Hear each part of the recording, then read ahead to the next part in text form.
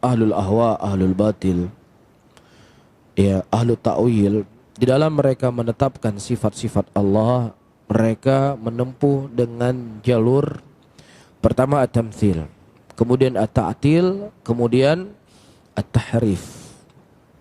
Iya. Apa maksudnya? Ketika mereka mendengar satu sifat dari sifat Allah, Allah beristiwa, langsung mereka permisalkan dengan makhluk. Ini namanya apa? Tamtsil. Kenapa mereka permisalkan dengan makhluk?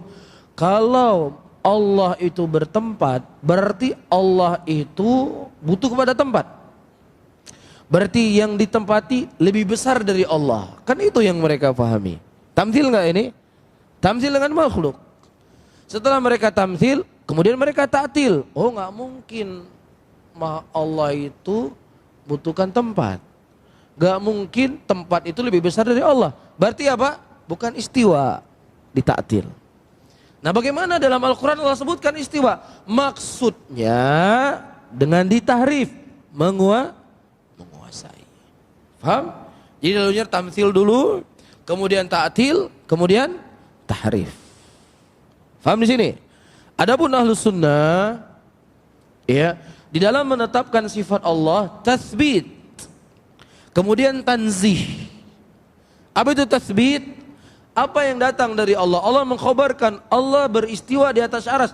Tatsbit, nutsbituhu, kita tetapkan Allah beristiwa di atas arsy. Kemudian apa? Tanzih, disucikan. Istiwanya Allah beda dengan istiwanya makhluk. Bisa difahami? Ini thariqahnya. Nah, dari apa sisi yang keterkaitan dari soal? Iya. Allah Subhanahu wa taala ketika beristiwa di atas arasy-Nya, kita katakan Allah enggak butuh kepada tempat. Allah enggak butuh kepada tempat. Ya ayyuhan nas, antum fuqara ilallah wallahu ghaniyyun hamid. Wahai manusia, sesungguhnya kalian semua itu fakir kepada Allah. Kalian semua butuh sama Allah. Gak ada makhluk yang tidak butuh kepada Allah. Walaupun malaikat Jibril diutus oleh Allah untuk menyampaikan wahyu, beliau juga butuh kepada Allah. Begitu juga malaikat yang menurunkan hujan, walaupun ditugaskan oleh Allah untuk menurunkan hujan, Allah gak butuh sama dia untuk menurunkan hujan, tapi dia yang butuh kepada Allah Subhanahu wa ta'ala. Bisa difahami? Nah, ketika kita mengatakan Allah tidak butuh kepada arasy-Nya, kira-kira perlu nggak ditanya di mana Allah sebelum diciptakan arasy? Perlu nggak ditanya? Nggak perlu ditanya karena Allah nggak butuh. Beda sama kita manusia, kita ketika kita tinggal di sebuah rumah, kita butuh dengan rumah. Rumah itu lebih besar dari kita. Nah, misalnya kamu sebelum tinggal di Banda Aceh, di mana kamu tinggal? Oh, saya tinggal di sana di Langsa. Oh, saya tinggal di sana di Medan. Oh, saya tinggal di Loksmawe. Kenapa harus kita tanya? Karena dia butuh sama rumah. Boleh kita tanya. Lah Allah nggak butuh sama arasy, ngapain ente tanya di mana arasy? Di mana Allah sebelum Allah ciptakan arasy? Karena Allah nggak butuh sama itu semuanya. Kecuali kita katakan Allah butuh kali sama arasy. Boleh ente tanya di mana Allah sebelum diciptakan arasy. Masalahnya Allah nggak butuh sama arasy. Ketika Allah nggak butuh sama arasy, ya nggak perlu ditanya di mana arasy. Bisa difahami? Sebagaimana nggak perlu kita tanya, ya kenapa, untuk apa Allah utus Jibril untuk menurunkan wahyu? Kenapa nggak disampaikan sendiri sama Allah? Apakah Allah butuh kepada malaikat Jibril? Allah nggak butuh sama malaikat Jibril. Allah menugaskan malaikat-malaikat penjaga surga, malaikat-malaikat penjaga neraka. Apakah maknanya Allah butuh kepada mereka? Gak butuh. Allah bisa mengatur alam semesta ini semuanya. Tanpa malaikat Jibril Allah bisa mengutus Rasul. Tanpa malaikat menurunkan hujan, Allah bisa menurunkan hujan.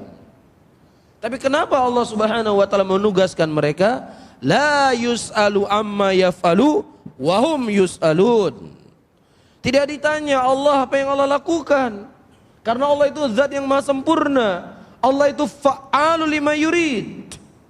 Allah itu melakukan apa yang Allah inginkan. Wahum yus'alun, tapi mereka lah yang ditanya, kita yang ditanya. Karena kita manusia yang berkurang, manusia yang punya nafsu, manusia yang punya syahwat, manusia yang punya kejahilan. Kita yang ditanya, kenapa ente begini? Kenapa ente begini? Kenapa kamu begini? Paham di sini? Adapun Allah la yus'alu amma yaf'alu. Tidak ditanya apa yang dilakukan oleh Allah, karena Allah itu zat yang maha sempurna, fa'alul lima yurid. Bisa difahami ya? Sebagaimana juga orang bertanya, lah kalau seandainya Allah Subhanahu wa taala turun ke sepertiga dunia, ya. Nanti di Amerika ini malam, nanti di sini siang, nanti Allah turun-turun terus. Ente pikir Allah itu sebesar pesawat apa? Hah?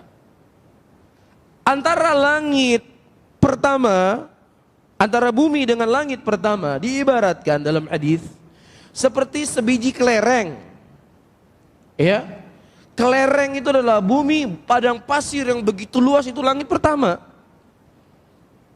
Antara langit pertama dengan langit kedua demikian, langit ketiga dengan langit keempat demikian, langit keempat ke langit kelima demikian. Iya, dan seterusnya, dan di atasnya adalah arasnya Allah Subhanahu wa taala yang meliputi seluruh apa yang ada di langit dan di bumi, dan Allah di atas aras. Perlu nggak ente tanya? Di sini kan malam, nanti di sana siang. Kenapa mereka bertanya dengan pertanyaan seperti ini? Karena dia khayalkan Allah itu seperti makhluk, ditamsil dulu. Bisa difahami? Inilah kesalahan mereka. Satu kesalahan melahirkan kesalahan-kesalahan yang banyak. Satu kesesatan memunculkan kesesatan yang lebih besar daripada itu. Bisa difahami? Adapun kita mengatakan apa? Allah itu adalah zat yang maha sempurna. Ya, dan terkadang akal kita tidak sampai untuk memahaminya. Jangankan kita mau memahami daripada zatnya Allah Subhanahu wa ta'ala. Ruh yang ada di badan kita sering saya ingatkan. Allah katakan dalam Al-Quran, yas'alunaka 'anir ruh. Ditanya kepada engkau tentang ruh. Dan katakanlah ruh itu merupakan perkara yang Allah hanya memberikan sedikit saja dari ilmu. Ada yang tahu nggak manusia hari ini? Manusia bisa ronsen badan orang. Bisa tahu semuanya dia. Ini begini, masuk, ini begini, uratnya begini, darahnya jalan begini. Tahu nggak ruh itu tempatnya di mana? Di lutut, di hidung, di jempol, di hati, di kepala. Di mana ruh? Ada nggak ruh itu? Ada. Di mana tempatnya? Warnanya apa? Baunya gimana? Beratnya berapa? Ada yang tahu? Itu makhluk yang ada di badan kita, lengket sama kita ini, ada dia di sini. Gak tahu kita. Kenapa? Karena Allah telah mengatakan yas'alunaka 'anir ruh. Mereka bertanya kepadamu tentang ruh, tidaklah Allah memberikan ilmunya kecuali sedikit saja.